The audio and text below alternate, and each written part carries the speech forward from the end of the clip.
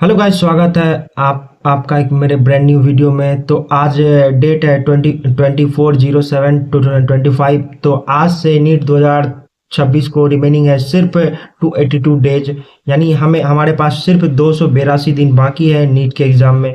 तो आज मैं आपसे एक शेयर करना चाहता हूँ कि मैंने बायो में एनिमल किंगडम कंप्लीट किया है पूरा एकदम फुल डिटेल के साथ, एवरीथिंग, जितना सारा क्वेश्चन प्रैक्टिस हो सके, क्वेश्चन प्रैक्टिस एग्जाम्पल जो भी हो सके, शॉर्ट नोट्स बनाते हुए, एनसीईआरटी पढ़ते हुए, क्लास लेक्चर लगाते हुए। तो सबसे पहले मैं आपको ये दिखा रहा हूँ, ये मेरे क्या कहते हैं एनिमल किंगडम के शॉर्ट नोट्स है।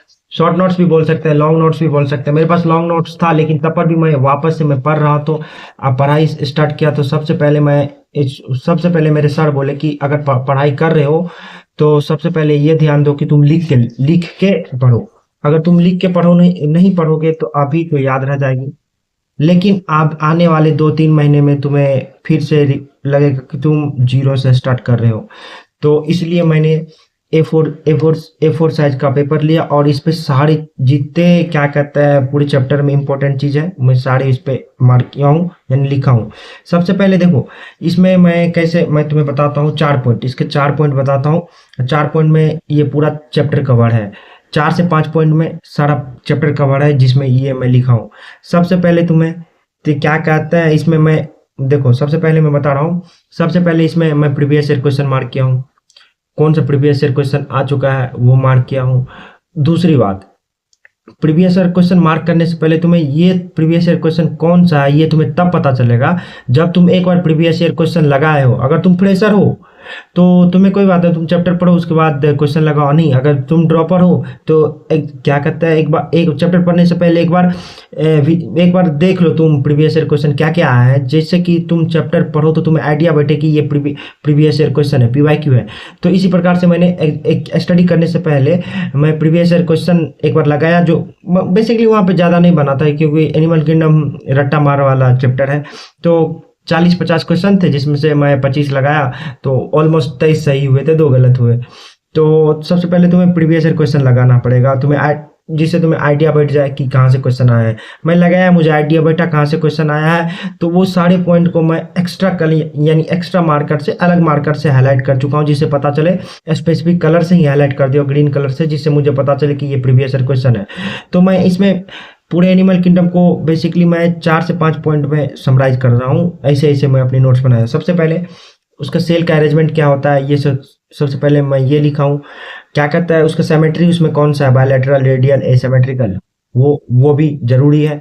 पूछता है फिर सीलोम कैसा है, वो क्या कहता है डाइजेस्टिव सिस्टम कैसा है, ओपन या क्लोज, वो उसके बाद सर्कुलेटरी और रिप्रोडक्टिव सिस्टम कैसा है, वो ये 5 पॉइंट पूरे बेसिस ऑफ डिवीजन में इंपॉर्टेंट है। इसी पे पूरा एनिमल किंगडम को डिवाइड किया गया है अलग डिफरेंट फाइलम में।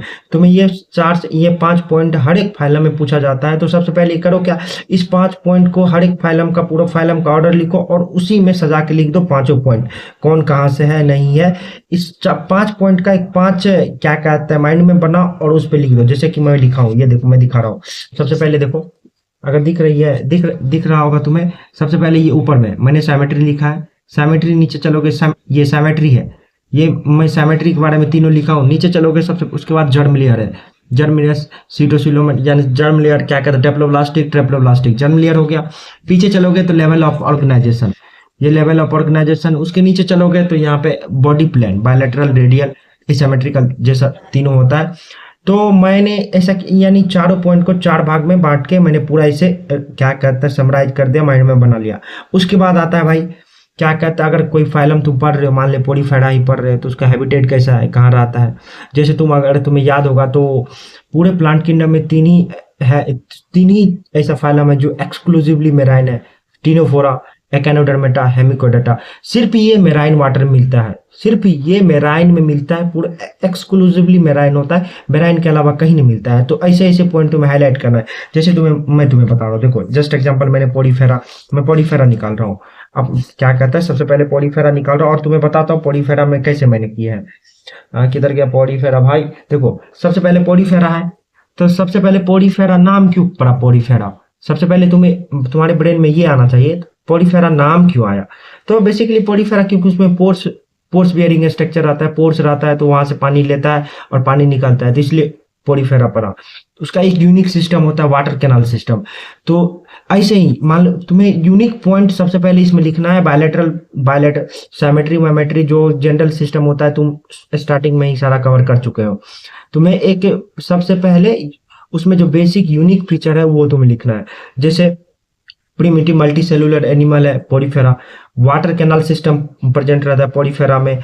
क्या कहता है, सॉरी वाटर कैनाल सिस्टम सही बात है। और वाटर कैनाल सिस्टम मदद करता है ट्रांसपोर्ट ऑफ वाटर में, और ट्रांसपोर्ट ऑफ वाटर ही मदद करता है फूड गैदरिंग में, रिस्पिरेटरी एक्सचेंज में और वेस्ट रिमूवल में। ये ऐसे 4-5 पॉइंट है जो सबसे ज्यादा इंपॉर्टेंट है। ऐसे ही पूछ देता वाटर कैनाल सिस्टम किस में है, पोरीफेरा में, और डायरेक्ट पूछ देगा वाटर वास्कुलर सिस्टम किस में है, तो एकानोडर्मेटा में रहता है। तो ऐसे यानी रिलेट करके पढ़ना चाहिए कौन कहाँ है। उसके बाद तुम्हें पूछ देगा उसका बॉडी में जो स्केलेटन सिस्टम है यानी पोरीफेरा का, वो किससे बनल रहता है, यानी स्पिक्यूल से बनल रहता है। ऐसे तुम्हें याद करना पड़ेगा। उसका एग्जांपल देखो थोड़ा ऐसे एक चीज है, हाँ तुम्हें एक चीज है कि लार्वा के बारे में भी याद रखना पड़ेगा। क्या क्या 3-4 जगह अच्छे यानी पॉइंट है जहाँ पे लार्वा दिया हुआ है। तो लार्वा के बारे में तुम्हें अच्छे से याद रखें। जैसे इसका लार्वा हो गया, मैं तो क्या कहते हैं पोरीफेरा का लार्वा हो गया। मैं एनसीईआरटी दिखा रहा हूँ, मैं एनसीईआरटी मार के हूँ लार्वा के बारे में। देखो मेरा एनसीईआरटी भी देखो तो एकदम गंदा है यार, बहुत गंदा है। मैं देखो इसमें क्या कहता है, सबसे पहले पोरीफेरा में लार्वा मोर्फोलॉजिकल डिस्टिंक्ट होता है एडल्ट से। ये क्वेश्चन यहाँ से बनता है लार्वा का। और एक प्लेटीहेल्मिन्थेस से लार्वा का क्वेश्चन बनता है। क्या कहता है मेनी लार्वल स्टेज प्रेजेंट रहता है। ये क्वेश्चन प्लेटीहेल्मिन्थेस से हो गया। और एक होता है लार्वा एकानोडर्मेटा से। लार्वा एडल्ट और क्या कहता है एडल्ट एकानोडर्मेटा और लार्वा एकानोडर्मेटा में क्या कहता है साइमेट्री डिफरेंट होता है। ये 3 क्वेश्चन लार्वा के हैं, स्पेशल यानी यूनिक क्वेश्चन जो एनिमल किंगडम में है, जो आ सकते हैं। और चलो मैं तुम्हें एनसीईआरटी एक बार एनसीईआरटी दिखाता हूँ, अपना एनसीईआरटी गाइस। देखो ये एनसीईआरटी है मेरा, ये एनसीईआरटी है गाइस।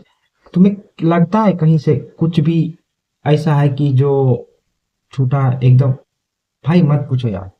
एनसीईआरटी ऐसा है कि कोई भी ऐसा चीज ही नहीं जो पढ़ा नहीं है भाई, क्या ही बताओ तुम्हें। नहीं गाइज ये एनसीईआरटी अलग ही लेवल का है। देखो आज तुम्हें सीधा इधर से सीधा दिख रहा है तो सीधा देखो, जैसे दिख रहा है गाइज, मैं नहीं बता सकता, ऐसे जैसे दिख रहा है तुम्हें यार, एनसीईआरटी अलग ही लेवल का है। तो पूरा ही अच्छे से पढ़ा हुआ है, जो बताया सही बताया, बाकी तुम अपने अकॉर्डिंग कर सकते हो। मिलते हैं किसी दूसरे वीडियो में। Thank you.